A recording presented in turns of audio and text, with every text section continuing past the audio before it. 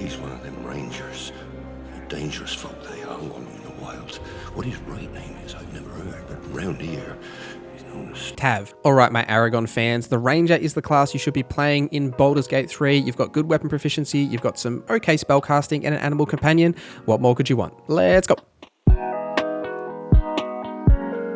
Let me know in the comments if you're playing as a ranger or if you're hiring one from Withers. Now, also these class guides are designed to teach you the mechanics of a class. I have a link to the playlist here that contains all of the classes. So playing as a ranger is a little different in Baldur's Gate 3 than it is in regular D&D. Larian have made a couple of changes to the class to make it a bit more viable, but for the most part here, you've got access to ranged martial attacks with like bows and crossbows. You've got access to a bunch of melee weapons that you can deal in close range, and even if you pick the Beastmaster subclass, you've got beasts that you can summon to help you in combat. Plus, you can cast some basic spells to sort of help you in combat as well. But for the most part here, you're really focusing on either doing range damage with a bow or crossbow, or melee damage with some sort of a melee weapon. Because you've got proficiency in simple weapon and martial weapons, you've got a huge breadth of stuff that's available to you. Now, you also gain a favored enemy and a natural explorer option as a ranger. Now, the favored enemy will essentially allow you to pick an option that will give you a certain proficiency and potentially allow you to learn a new spell. Really here, you can pick whatever you feel like, and you'll get access to multiple of these as you level up. The one that I would sort of avoid is Ranger Knight, because you gain heavy armor proficiency, which essentially means that if you wear heavy armor, you don't gain any dex modifier from the armor you're wearing, and as rangers, you're going to have an extremely high dexterity, so it's not really viable for you to be wearing heavy armor unless you specifically want to go down that route. And for Natural Explorer, it's the same. You'll gain multiple of these as you level up. You could go something like Beast Tamer to get Fine Familiar, so you could summon a familiar to either help you in combat or help you in sort of the sandbox. Urban Tracker gives you sleight of hand proficiencies, so you don't have to worry about picking that up in terms of your skills, or you could pick up a resistance type. I personally would grab Poison, as there are a ton of poison traps in this game and just areas that are covered in poison clouds. So if you want to be able to sort of avoid those areas or even just like walk through poison, then definitely grab that option. Now, you also gain an extra attack at level 5 regardless of your subclass choice, which is really valuable for rangers because it gives you a bit more prowess in either ranged or melee combat compared to, say, a rogue, because they don't get that extra attack, whereas they get additional damage with sneak damage. You instead get an extra attack to use for those turns.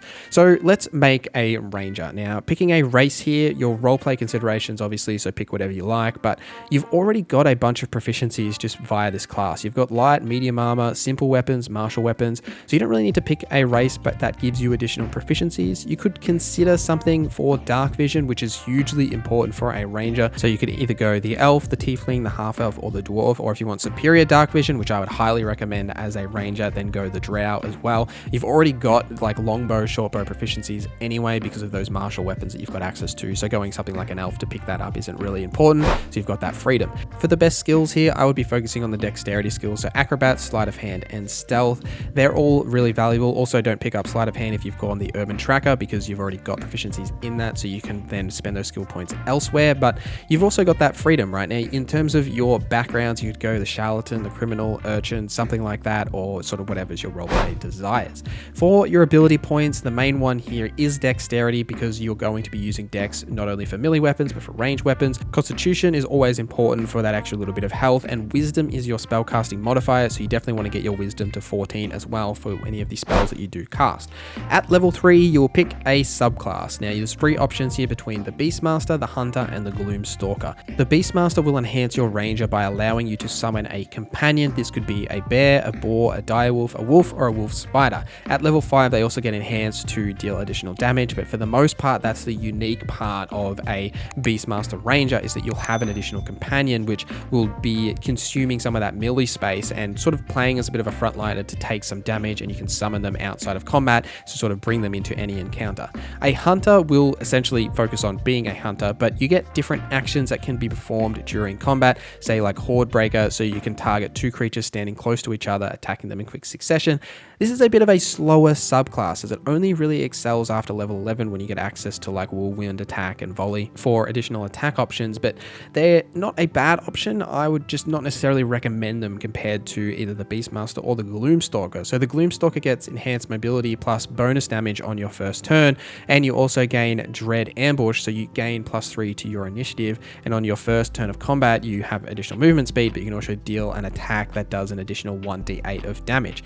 So while you're leveling up here, I'd probably either go the Beastmaster or the Gloomstalker, as they have the most like easy benefits to understand and also get value out of as you're leveling up. And then if you wanted to go, say, the Hunter, you could respec into them later on once you've sort of hit that like level 11-ish mark when you can get the benefits of the Hunter class. But the Gloomstalker and the Beastmaster get benefits that are much more noticeable immediately compared to the Hunter. When picking feats here, ability improvement to increase your dex is probably going to be the first feat that you do pick up here to get that to 18 and potentially get either your Constitution or Wisdom on that next positive number or even number. And then depending on what you're focusing on, you could maybe go something like Sharpshooter if you're focusing on range to increase your range damage. Maybe Mobile or Alert could also be useful. Mobile for movement speed and Alert so you can't be surprised and increase your initiative. However, if you've gone a Gloomstalker, then that's not as important, but I'd probably just be focusing on the ability improvement as a ranger just to increase your damage with dexterity based attacks. You don't have access to a whole lot of spells and cantrips as a ranger. You won't be using them heaps like inside combat really. For the most part, you'll be using those martial attacks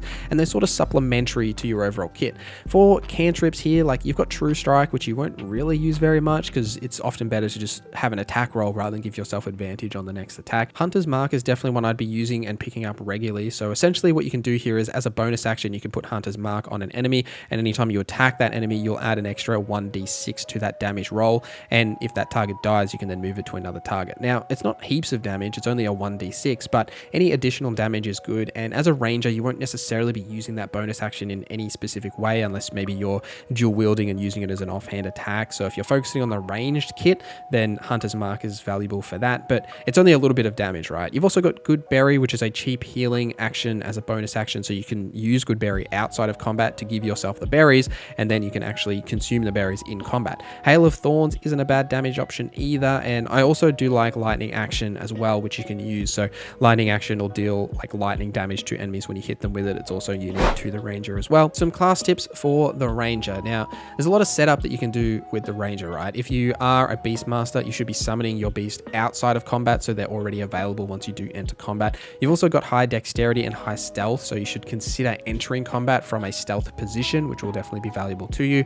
You can also use your familiar outside of combat to do various things, like say if you're using a cat to get into areas or something. Regardless of what sort of a weapon you're focusing on, make sure you're using finesse weapons. So finesse weapons will allow you to use your dexterity modifier or your strength modifier depending on what is higher, and as a ranger your dex modifier will definitely be higher, so just pay attention to the weapon descriptions here, make sure they say finesse. The lower amount of spell slots available to a ranger and spells in general definitely mean it's not the main focus of their kit.